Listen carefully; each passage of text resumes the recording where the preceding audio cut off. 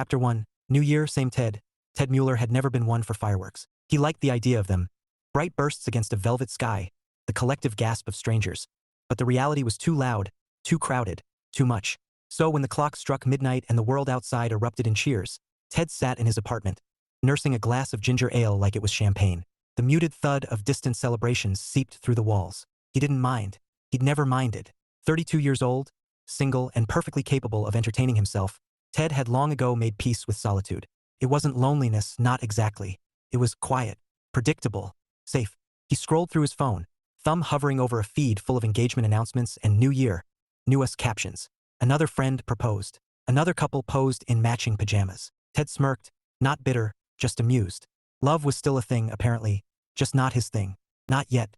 His friends didn't let him wallow, though. The group chat was alive with memes and invitations. Ryan, come on, Mueller. One drink, one laugh, one bad decision. It's tradition. Ted, tradition for you. I'm good here. Jess, translation. Ted is watching documentaries again. Ted, wrong. I'm watching nature reclaim abandoned cities. Very uplifting. Ryan, you're a menace to joy. Jess, seriously, Ted. New year, new vibe. At least pretend you're fun. Ted chuckled, typing back slowly. Ted, fun is subjective. Mine involves zero hangovers. The dots blinked, then stopped. He imagined Ryan rolling his eyes, Jess groaning dramatically. They'd invite him again tomorrow and the day after. They always did. Good friends, relentless optimists. They respected his boundaries, even if they didn't understand them. Ted set the phone down and leaned back, staring at the ceiling. He still believed in love, real love, the kind that didn't crumble under pressure or dissolve in boredom. He believed in loyalty, in honor, in promises kept. He just had a sneaking suspicion he was the only one left who did. At 9 a.m. sharp the next morning, Ted was at his desk, the hum of fluorescent lights overhead and the faint aroma of burnt coffee drifting from the break room. The office was sluggish, half the team still shaking off champagne fog. Ted, as always, was steady. He logged in, answered emails, and ignored the chatter about resolutions. Morning, Ted. Linda's voice cut through the monotony like a well-aimed dart. His boss had a way of doing that, appearing without warning, eyes sharp enough to slice through excuses. Morning, Ted replied, glancing up.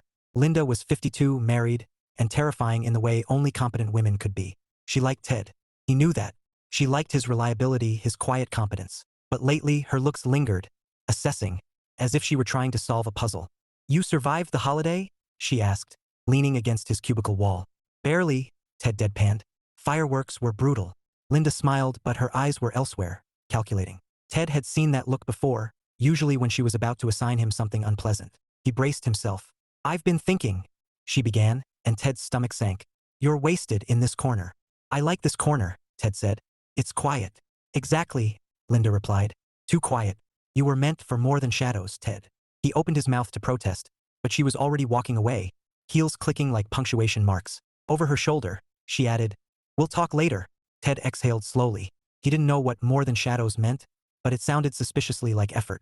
Across town, Maggie Harper was tossing clothes into a suitcase with the kind of energy reserved for people who thrived on chaos. She'd been back in the country for 3 weeks, already restless. Stability sounded nice in theory, but in practice it felt like a trap. Her mother, Linda, of course, had opinions about that. Maggie had heard them all. You need roots, Linda had said over brunch. Something solid. Roots are for trees, Maggie had replied, grinning. I'm more of a tumbleweed. Linda had narrowed her eyes, the same way she did when Maggie was 5 and tried to hide vegetables under the table. You'll change your mind. Maybe. Maggie wasn't opposed to change. She just wasn't sure what it looked like yet. Back at the office, Ted finished his lunch at his desk, as usual. He liked the routine. He liked knowing what came next. But as he closed his container and wiped his hands, he couldn't shake the feeling that something was about to shift, and not in a way he could control. Chapter 2. The boss's scheme. Linda Harper believed in 2 things: efficiency and fate. Efficiency got her through 30 years of corporate chaos. Fate was what she blamed when efficiency failed. Today, she was counting on both. The office was still sluggish from holiday hangovers, but Linda's mind was sharp, already sketching plans. She perched at her desk, tapping a pen against a legal pad. At the top, she'd written 2 names in bold letters: Ted Mueller and Maggie Harper. Underneath, a single question: how do I make this happen without them smelling a setup? She wasn't naive. Ted was perceptive in that quiet, maddening way, like a cat that notices everything but pretends not to care. Maggie, on the other hand, had radar for manipulation. If either suspected matchmaking, they'd bolt in opposite directions faster than Linda could say, team-building exercise. Linda sighed, staring at the pad. A work trip? Too obvious. Project? Better. Something collaborative. something that required Maggie's creative spark and Ted's steady hand. Together, they could build something lasting, professionally and personally. Linda smiled at the thought. She wasn't meddling. She was facilitating destiny. Ted was halfway through his second cup of coffee when Linda appeared at his cubicle again, like a storm cloud with good intentions. "Got a minute?" she asked. Ted glanced at his screen, then at her. "Sure." Linda stepped inside, lowering her voice as if they were plotting espionage. "I've got a new initiative. Small team, high visibility. I want you to lead." Ted blinked. "Me?" "Yes, you." Linda's tone brooked no argument. "You're reliable, detail-oriented, and frankly, you need to stop hiding in this corner." Ted opened his mouth, closed it, then tried again. "I'm not hiding. You're camouflaging," Linda countered. "Big difference." Ted rubbed the back of his neck. "What's the project?" "Brand refresh," Linda said smoothly. "New year, new image. We need fresh ideas and flawless execution." Ted frowned. "I'm not exactly a fresh ideas guy. That's why you'll have help." Linda's smile was the kind that made interns cry and executives sweat. "Maggie Harper. She's brilliant, creative, and—" Ted froze. "Maggie Harper? As in your daughter?" Linda waved a hand. "Don't make it weird. She's consulting for us. You'll like her." Ted hesitated. He'd met Maggie once years ago in passing, a whirlwind of laughter and opinions. She was the kind of person who made rooms brighter and Ted preferred dim lighting. "I don't know," he began, but Linda cut him off. "Think of it as professional development," she said briskly. "And maybe personal development, too." Ted narrowed his eyes. "What does that mean?" Linda's expression was pure innocence. "It means you'll learn something new. Start Monday." And just like that, she was gone, leaving Ted staring at his coffee like it held answers. Across town, Maggie was sprawled on her couch, laptop balanced on her knees, scrolling through emails. When she saw her mother's name in the subject line, she groaned. Subject: exciting opportunity. Body: need your creative genius for a quick project. Starts Monday. Details later. Love, Mom. Maggie snorted. Creative genius, huh? Translation: Mom wants something. She closed the laptop and stared at the ceiling. She'd promised herself she'd take things slow this year, no overcommitting, no chaos. But Linda's requests were rarely optional. And honestly, Maggie was curious. Project could be fun. A chance to shake off the post-holiday slump. She texted her best friend, Chloe. "Maggie, guess who's being roped into corporate funland?" Chloe: "Your mom strikes again?" Maggie: "Yep. Some branding thing. Probably soul-crushing." Chloe: "At least there'll be free coffee. And cute guys in ties." Maggie: "Ha. Corporate guys aren't my type." Chloe: "You say that now." Maggie rolled her eyes, tossing the phone aside. "Cute guys in ties. Please." She'd take messy hair and a guitar over polished shoes any day. Friday afternoon, Ted sat in his car, engine idling, staring at the steering wheel like it had betrayed him. He wasn't nervous. He didn't do nervous. He did calm, rational, predictable. But the idea of working with Maggie Harper? That was unpredictable. And Ted hated unpredictable. He told himself it was just a project. Two professionals collaborating. Nothing more. Still, a voice in his head whispered, "Linda's up to something." He ignored it. Mostly. Monday would come soon enough. And with it, the first collision of order and chaos. Chapter 3: Maggie's World. Maggie Harper believed in momentum. Life was a series of leaps, and if you stopped leaping, you started sinking. That philosophy had carried her through backpacking trips across Europe, a 6-month stint in Bali, and a brief, ill-advised partnership in a vegan food truck that exploded, figuratively and literally. Turns out propane tanks and passion projects don't mix. Now, back in her hometown, Maggie was trying something radical. Staying put. Her mother called it maturity. Maggie called it temporary. Either way, she was here, and she needed something to do before she started alphabetizing her spice rack out of boredom. The email from Linda had been vague. Branding refresh, creative input, starts Monday. Maggie suspected ulterior motives. Her mother didn't just want her involved. She wanted her invested. And Linda's version of invested usually meant tangled in something complicated. Still, Maggie was curious. Corporate projects weren't her usual playground, but she liked a challenge. And if nothing else, it would give her an excuse to wear real pants again. Monday morning, Maggie breezed into the office like a gust of color in a grayscale world. Her scarf was a riot of reds and oranges, her boots scuffed from adventures, and her smile, wide, unapologetic, turned heads. She didn't notice, or maybe she did and didn't care. Linda intercepted her near the elevators, eyes gleaming with maternal pride and mild mischief. "You look vibrant," Linda said, which was her diplomatic way of saying Maggie looked like she'd raided an artist's studio. "Thanks," Maggie replied, adjusting her scarf. "Where's my victim?" Linda blinked. "You're what?" "My project partner," Maggie clarified. "The poor soul who has to endure my creative genius." Linda's lips twitched. "He's waiting in conference room B." "He?" Maggie arched a brow. Interesting. Linda ignored the tone. Play nice. Always, Maggie said, grinning as she headed down the hall. Conference room B was the kind of space that screamed neutrality. Beige walls, gray chairs, a table polished to soulless perfection. And at the far end sat Ted Mueller, posture straight, expression calm, like he'd been carved from the concept of reliability itself. Maggie paused in the doorway, taking him in. Dark hair neatly trimmed. Crisp shirt, sleeves rolled but not too far. Just enough to suggest practicality, not rebellion. He looked solid. The kind of man who alphabetized his spice rack for fun. Hi, Maggie said brightly, stepping inside. You must be Ted. Ted stood, offering a handshake that was firm but not aggressive. Maggie, nice to meet you. Likewise. She slid into a chair, tossing her scarf onto the table like a flag claiming territory. So, branding refresh. Sounds thrilling. Ted's mouth twitched. Almost a smile, but not quite. It's important. Important doesn't always mean thrilling, Maggie teased. But hey, I'm here to make it fun. Ted studied her for a beat, then nodded. Fun is good. Maggie grinned. You sound unconvinced. I'm just not sure what fun looks like in a corporate setting, Ted admitted. Oh, Ted. Maggie leaned forward, eyes sparkling. That's where I come in. They spent the next hour reviewing the brief. Maggie's ideas spilled out like confetti. Bold colors, playful slogans, interactive campaigns. Ted listened, methodical, jotting notes in neat columns. Occasionally, he'd raise an eyebrow, which Maggie interpreted as either skepticism or mild panic. So, Maggie said finally, tapping the table, what do you think? Ted glanced at his notes. Some of your ideas are ambitious. Ambitious is good, Maggie countered. Safe is boring. Safe is reliable, Ted said evenly. Reliable is fine for car brakes, Maggie shot back. Not for branding. Ted's lips curved, just a fraction, but enough to make Maggie blink. Was that amusement? Point taken, he said. Maggie smiled, satisfied. She liked him. Not in a let's run away to Paris way, but in a this could be interesting way. He was steady, grounded, a counterweight to her chaos.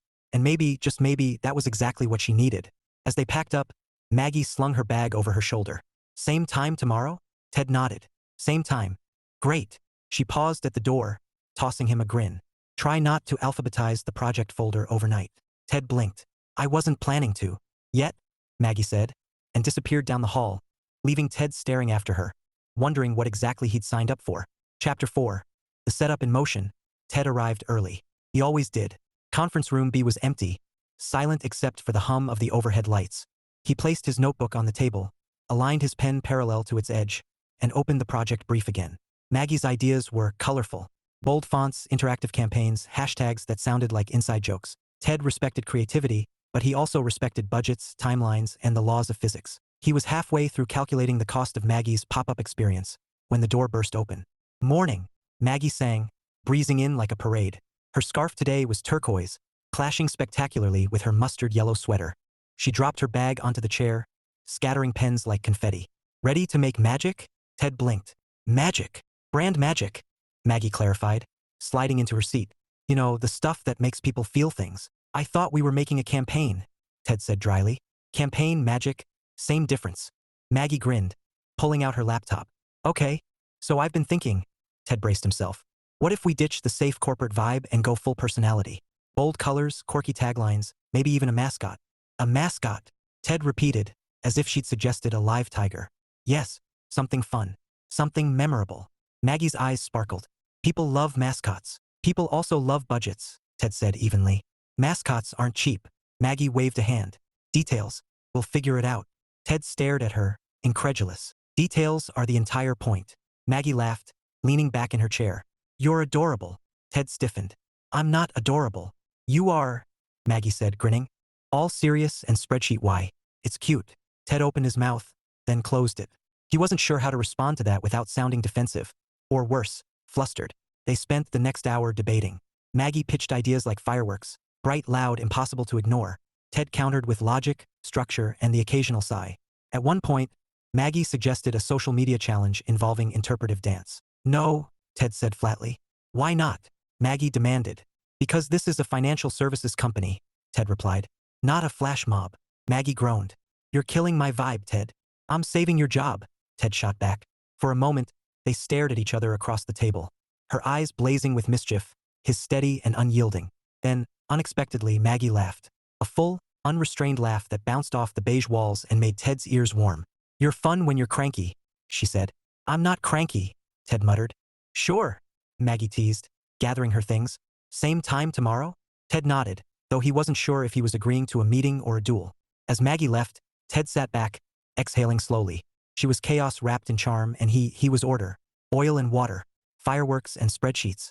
This was going to be a long project. And yet, as he closed his notebook, Ted realized something unsettling. He wasn't dreading tomorrow. Chapter 5. Sparks and Sarcasm. By Wednesday, Ted had accepted two things. 1. Maggie Harper was allergic to structure.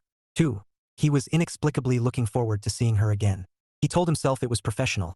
He liked progress and Maggie's energy, while chaotic, was undeniably productive.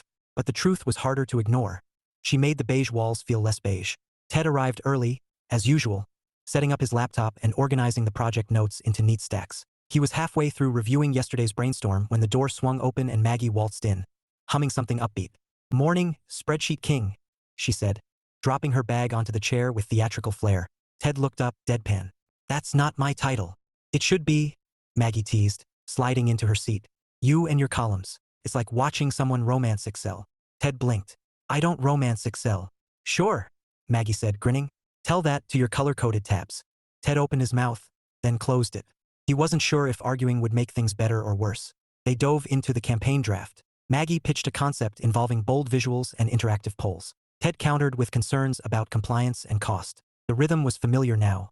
Her ideas soaring, his logic tethering them to earth. Okay, Maggie said, tapping her pen against the table. Hear me out. A tagline that feels like a wink. Something playful like finance but make it fun. Ted frowned. Finance isn't fun. Not with that attitude, Maggie shot back. Come on, Ted. People want personality. They want stability, Ted said. Trust. Reliability. Sure, Maggie agreed. But they also want to feel like they're not signing up for a lifetime of boredom. Ted hesitated. Boredom isn't necessarily bad.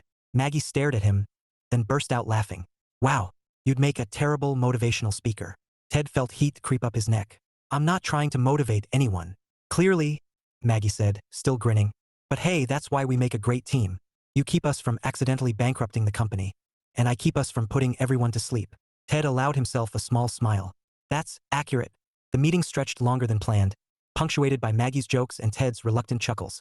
At one point, Maggie leaned over his laptop to point at a graph, her hair brushing his shoulder. Ted froze, hyper-aware of the faint scent of citrus and something warm, like sunlight bottled. See, Maggie said, tapping the screen. This is where we add the fun. Ted cleared his throat. Fun doesn't usually involve budget overruns. Budget overruns are just opportunities for creativity, Maggie quipped. Ted gave her a look. That's not how math works. Math is flexible, Maggie said breezily. Ted almost laughed. Almost. Instead, he shook his head, muttering, You're impossible. And yet, Maggie said, gathering her things, you keep showing up. Ted didn't answer. He didn't need to. The truth was written all over his face, and Maggie, with her quick eyes, probably saw it. As she left, Maggie tossed him a grin over her shoulder. Same time tomorrow, spreadsheet king? Ted watched her go, his pulse doing something it hadn't done in years. He told himself it was nothing, just the adrenaline of a challenging project. But deep down, Ted knew better. Chapter 6. Unexpected confessions. The office was quiet after hours, the kind of quiet that felt almost sacred. Most of the staff had fled hours ago, leaving behind a faint echo of ringing phones and the smell of stale coffee. Ted sat in conference room B, sleeves rolled up, laptop open, spreadsheets glowing like a beacon of order in the dim light. He wasn't alone. Maggie was perched sideways in her chair, legs tucked under her, scrolling through mock-ups on her tablet. Her scarf had been abandoned on the table and her hair, usually a riot of controlled chaos, was falling loose around her shoulders. She looked different like this, softer, less like a whirlwind, more like a warm breeze. Okay, Maggie said, breaking the silence. I admit it. Your budget notes saved us from disaster. Ted glanced up, surprised. Disaster. Turns out, Maggie said, grinning. Mascots cost more than I thought. Who knew? I did, Ted said dryly. Of course you did, Maggie teased. You probably have a spreadsheet for mascot expenses. Ted almost smiled. Not yet. Yet, Maggie echoed, laughing softly. Then her expression shifted, the humor fading into something quieter. You're really good at this, you know? Ted blinked. At spreadsheets. At keeping things steady, Maggie said. Grounded. It's refreshing. Ted wasn't sure what to do with that. Compliments made him uneasy, especially when they came wrapped in sincerity instead of sarcasm. I just like things to make sense, he said finally. Does love make sense? Maggie asked suddenly, her voice light but her eyes sharp. Ted froze. What? Love? Maggie repeated, tilting her head. You strike me as the kind of guy who believes in it. Ted hesitated, then nodded slowly. I do. Maggie smiled faintly. That's rare. Is it? Ted asked. Most people I know believe in convenience, Maggie said. Not commitment. Ted studied her. The way her fingers traced the edge of her tablet. The way her voice softened on that last word. You don't. Maggie shrugged. I used to. Then life happened. Ted wanted to ask what that meant, but something in her expression warned him off. Instead, he said quietly, I still believe in loyalty, in promises kept. Maggie looked at him for a long moment, her eyes searching his face like she was trying to decide if he was real. Then she smiled, small, genuine, almost wistful. That's nice, she said softly. Dangerous, but nice.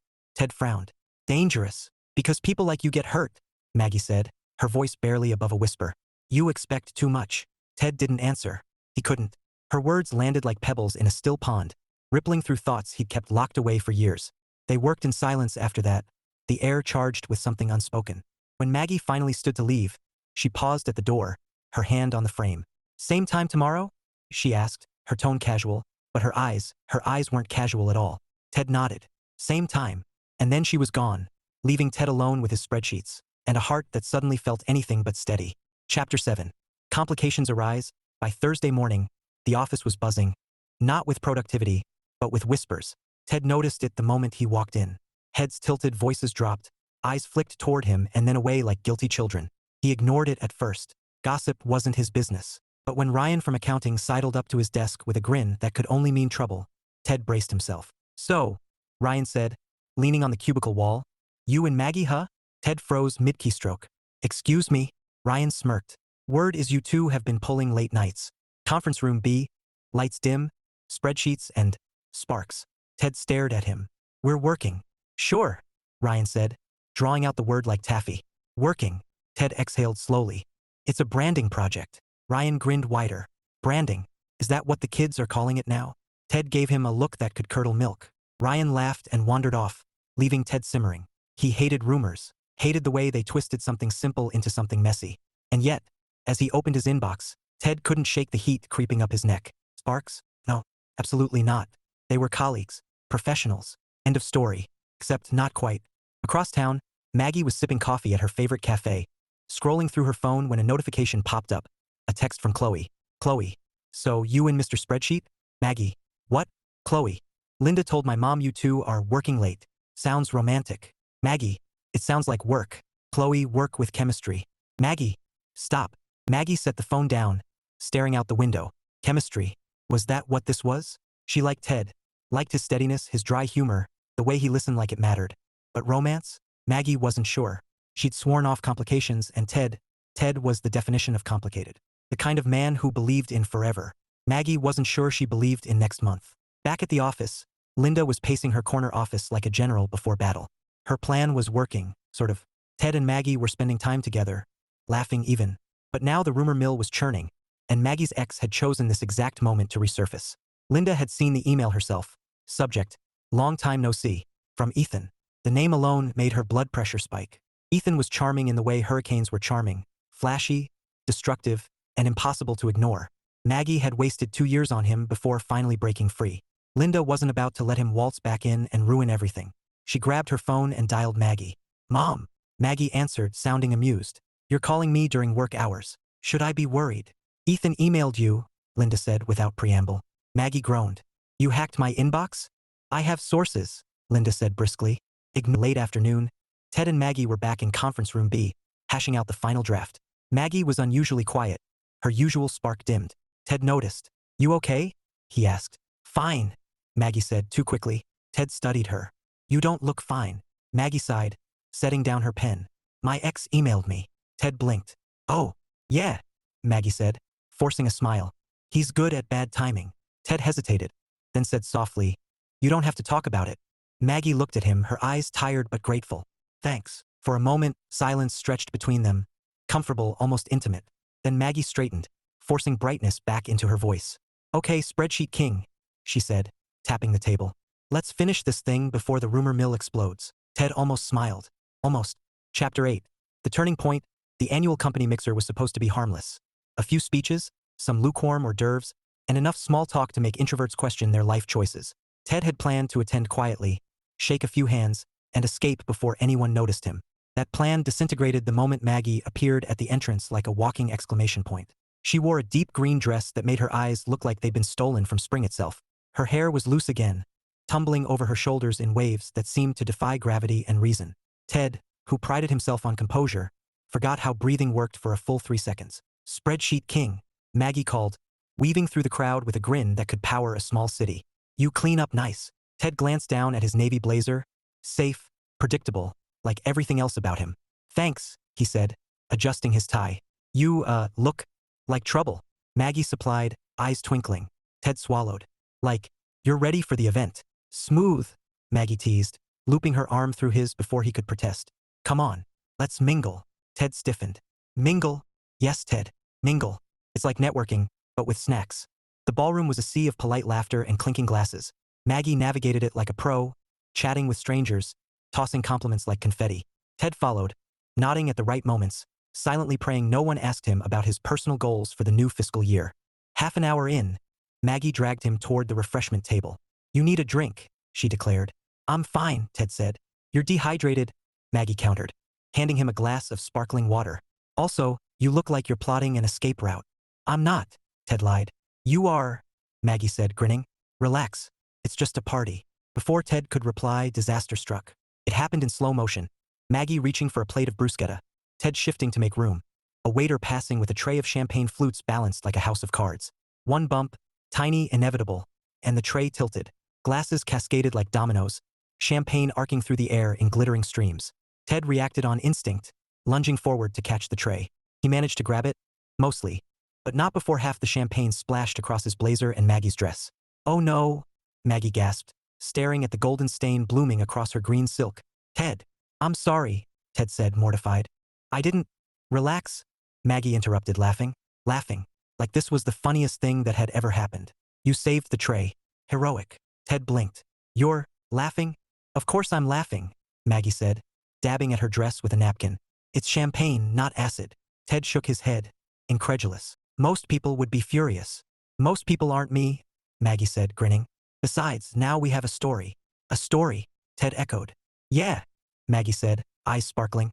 "The night Spreadsheet King tried to wrestle a tray of champagne and lost." Ted felt something strange then.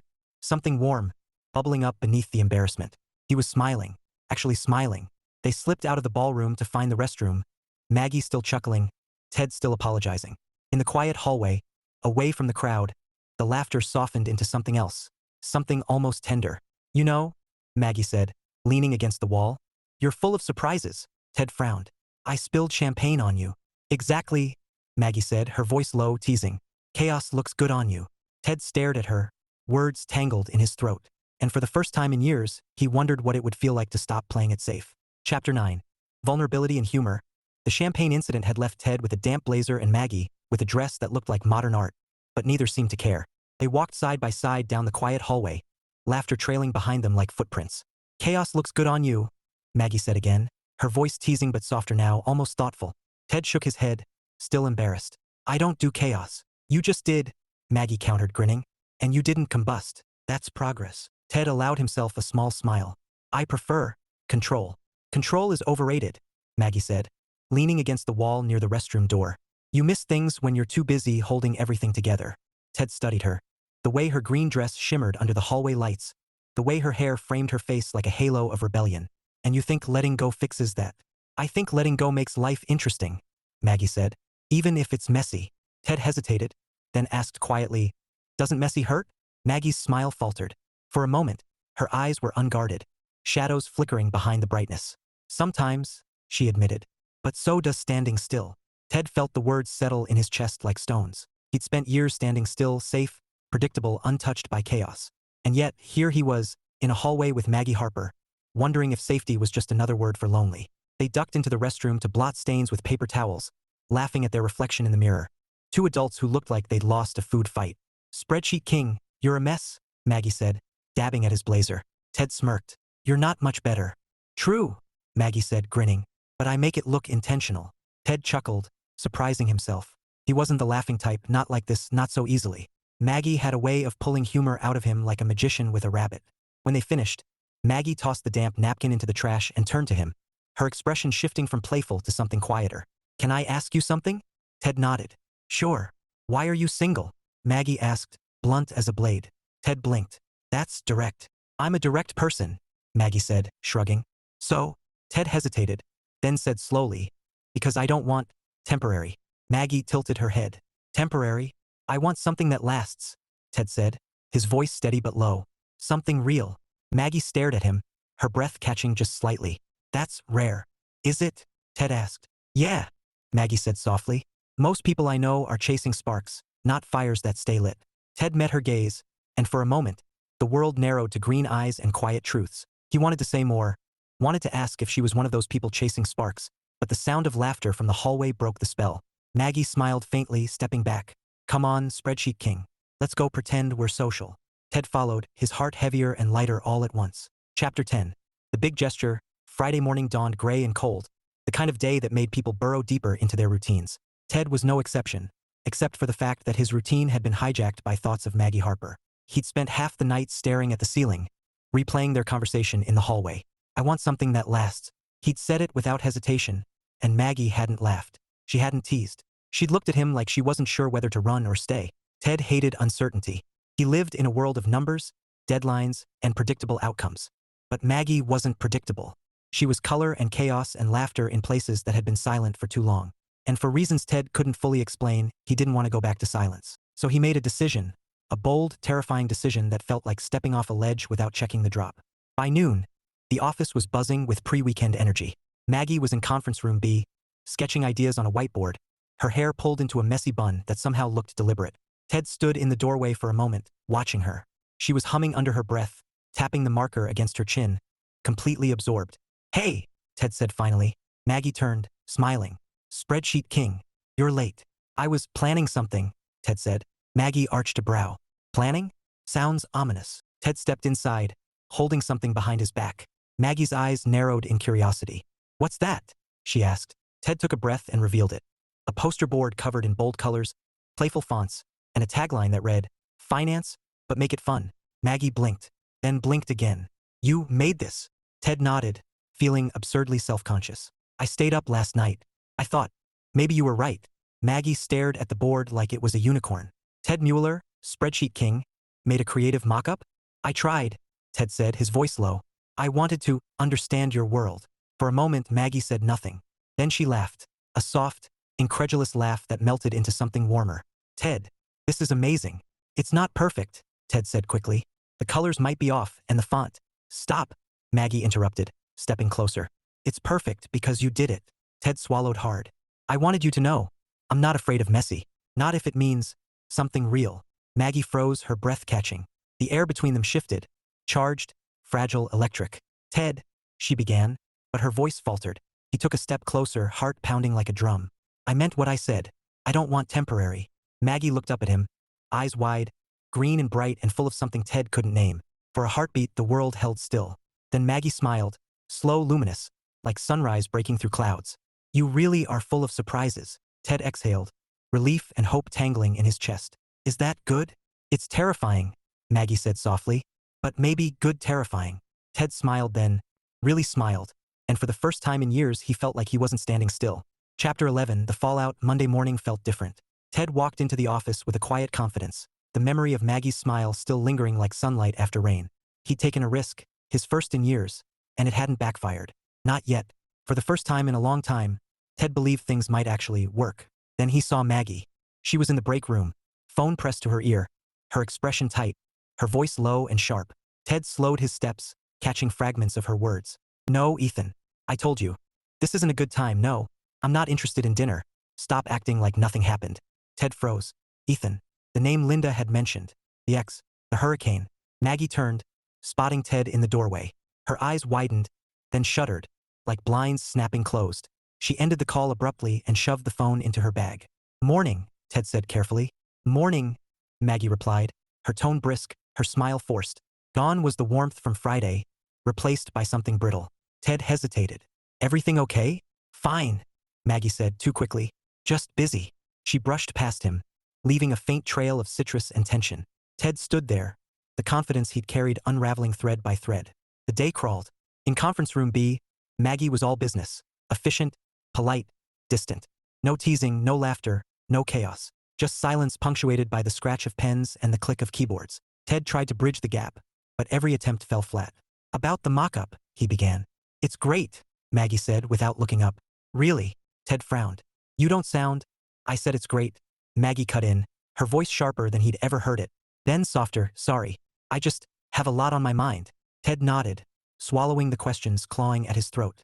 He wanted to ask about Ethan, about why her smile had vanished, about whether Friday had meant anything at all. But Ted wasn't the kind of man who pushed. He respected boundaries, even when they felt like walls. By late afternoon, the rumors were back, louder than ever. Ted overheard snippets in the hallway. Maggie's name, his name, Ethan's name tangled together like wires sparking. He hated it, hated the way gossip turned truth into noise. When he returned to his desk, an email was waiting. From Linda. Subject: quick chat? Body: swing by my office before you leave. Ted stared at the screen, dread pooling in his stomach. He knew what this was about. The whispers, the tension, the plan unraveling. Linda's office was warm and bright, but her expression was stormy. Ted, she said, gesturing to a chair. Close the door. Ted obeyed, sitting stiffly. I need to ask, Linda began. Is everything professional between you and Maggie? Ted blinked. Yes. Linda studied him, eyes sharp. Because Ethan's back in the picture, and Maggie's unsettled. Ted felt something cold settle in his chest. I didn't know. Linda sighed, rubbing her temples. I wanted this to work. You and Maggie. You're good for her. Ted swallowed hard. I thought maybe... Linda's gaze softened. Give her space, Ted. She'll figure out what she wants. Ted nodded, though the words felt like defeat. That night, Ted sat in his apartment, staring at the mock-up he'd made. The bright colors, the playful tagline, the risk he'd taken. For the first time in years, he'd stepped out of the shadows. And now, he wasn't sure if he'd walked straight into heartbreak. Chapter 12. Resolution. Linda Harper was not a woman who tolerated loose ends. By Tuesday morning, the tension between Ted and Maggie had stretched so tight it hummed like a live wire. Linda had watched Maggie breeze past Ted in the hallway, her smile brittle, her laugh forced. She'd seen Ted retreat into his cubicle like a man bracing for impact. Enough was enough. She called Maggie first. Mom, I'm busy, Maggie said when she answered. Her voice clipped. You're avoiding Ted, Linda replied bluntly. Maggie froze. I'm not. You are, Linda said, her tone sharp but not unkind. And I know why. Ethan emailed you. Maggie closed her eyes, exhaling. It's not about Ethan. Then what is it? Linda pressed. Maggie hesitated, words tangling in her throat. It's complicated. No, it's simple, Linda said. You like Ted. He likes you. And you're scared. Maggie laughed bitterly. You make it sound easy. It is, Linda said. If you stop running. An hour later, Linda summoned Ted to her office. He walked in stiff, guarded, like a man expecting bad news. Sit, Linda said, gesturing to the chair. We need to talk. Ted obeyed, his jaw tight. If this is about the rumors. It's not, Linda interrupted. It's about Maggie. Ted's pulse kicked. Is she okay? She's fine, Linda said. But she's scared. And so are you. Ted blinked. I'm not. You are, Linda said, her voice softening. You've built walls so high you can't see over them. Maggie's spent years running from anything that looks like permanence. You're both terrified of the same thing. Getting hurt. Ted stared at her, the truth landing like a weight he couldn't ignore. What do I do? Linda smiled faintly. You don't do spreadsheets. You do honesty. By late afternoon, Maggie was back in conference room B, packing up her things when Ted appeared in the doorway. He looked different. Not frantic, not defensive. Just steady, like a man who'd made a choice. Maggie, he said. She glanced up, her heart thudding. Hey, can we talk? Ted asked. Maggie hesitated, then nodded. Sure. He stepped inside, closing the door behind him. For a moment, silence stretched, thick, charged. Then Ted spoke, his voice low but unwavering. I meant what I said Friday, he began. I don't want temporary. I want something real. And if that scares you, I get it. But I'm not going to pretend I don't feel this. Maggie's breath caught. Ted, I'm not asking for forever today, Ted said. I'm asking for a chance. One chance. Maggie stared at him, her chest tight, her thoughts a whirlwind. She'd spent years chasing sparks, avoiding fires that burned too bright. But Ted wasn't a spark. He was steady flame, warm, constant, impossible to ignore. Slowly, Maggie smiled. A real smile, soft and luminous. You really are full of surprises. Ted exhaled, relief flooding his chest. Is that good? It's terrifying, Maggie whispered. But maybe good terrifying. Ted smiled then, wide, unguarded. And Maggie laughed, the sound breaking the tension like glass shattering in sunlight. Okay, spreadsheet king, she said, stepping closer. One chance. And just like that, the walls began to crumble. Chapter 13. A new chapter.